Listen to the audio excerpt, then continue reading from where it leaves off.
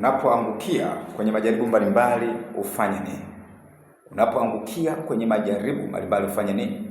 Roho Mtakatifu akuhudumie kwenye mafundisho haya, na mafundisho yake afanye msaada kwako katika jina la Yesu. Najua kwamba watu tunapita kwenye majaribu mbalimbali, tunapita kwenye mitihani mbalimbali. Maisha ya kila mtu yamejaa mitihani mbalimbali, yamejaa majaribu mbalimbali. Na maandiko yanasema kwamba majaribu ni kawaida ya mwanadamu. Majaribu ni kawaida ya mwanadamu, lakini Mungu ni mwaminifu, hataacha ujaribiwe kuliko vile uwezavyo.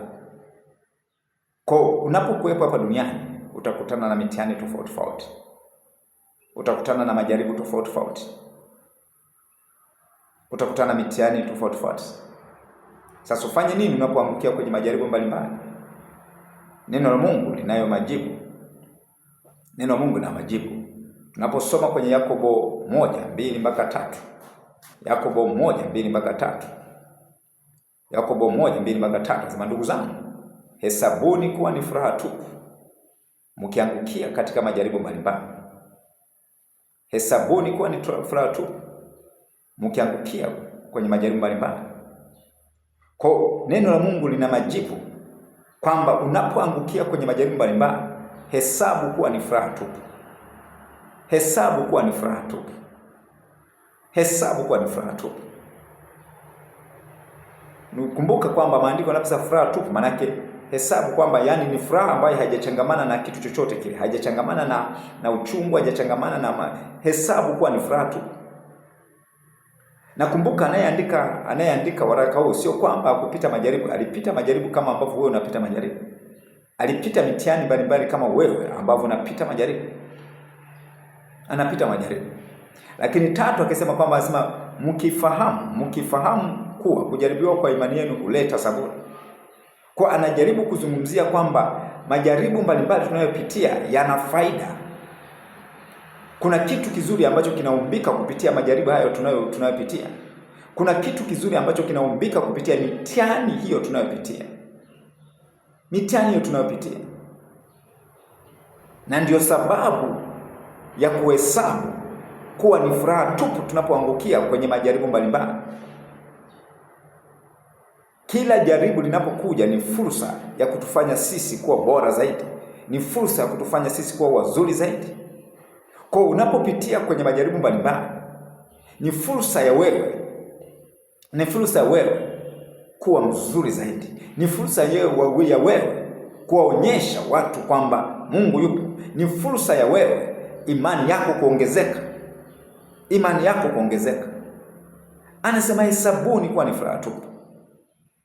Kwa unapoangukia kwenye majaribu mbalimbali, hesabu unachotakiwa kufanya, badala ya kulalamika na kunung'unika kama wana wa Israeli walipokuwa nakutana na magumu, wametoka wakishangilia, wametoka kwa mbwembwe nyingi kule Misri.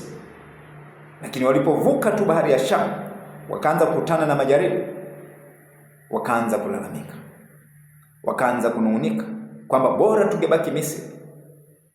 Bora tungebaki Misri. Kila jaribu linalenga kukutengeneza uwe mzuri zaidi. Kila mtihani inalenga kukuinua wewe hatua nyingine. Inalenga kukuinua hatua nyingine.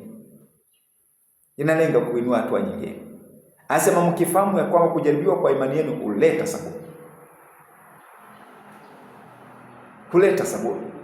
Narudia tena, Yakobo anayeandika sio kwamba yeye hakupita jaribu. Alipita majaribu. Maandiko yanajaribu kuweka wazi wakati mwingine kwamba kwenye maeneo mengine kwamba tufurahi katika dhiki pia. Tufurahi katika dhiki pia. Tufurahi katika dhiki pia.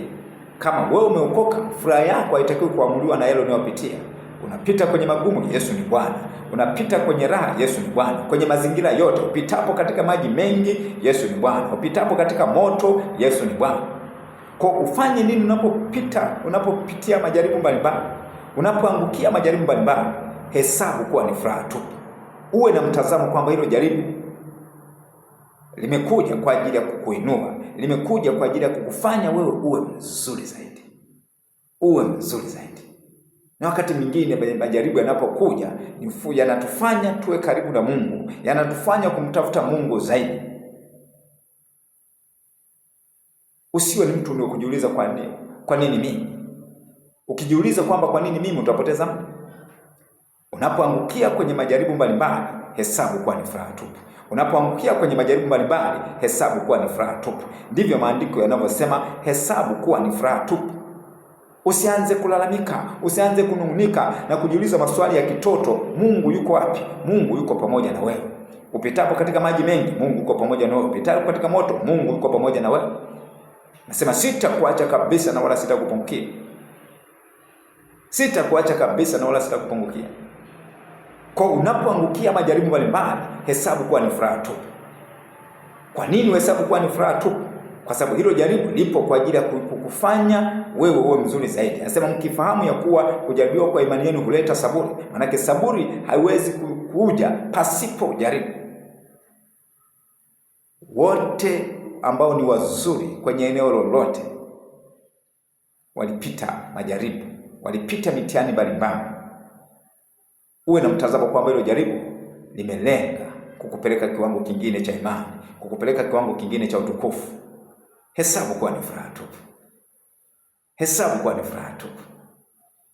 Mungu akubariki sana kusikiliza mafundisho haya.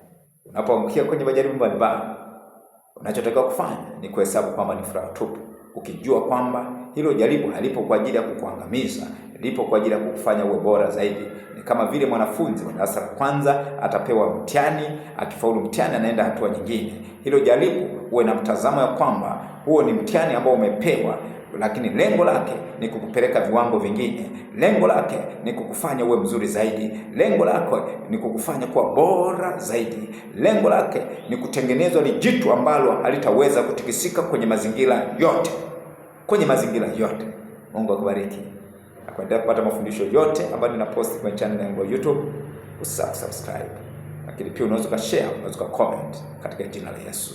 Amen.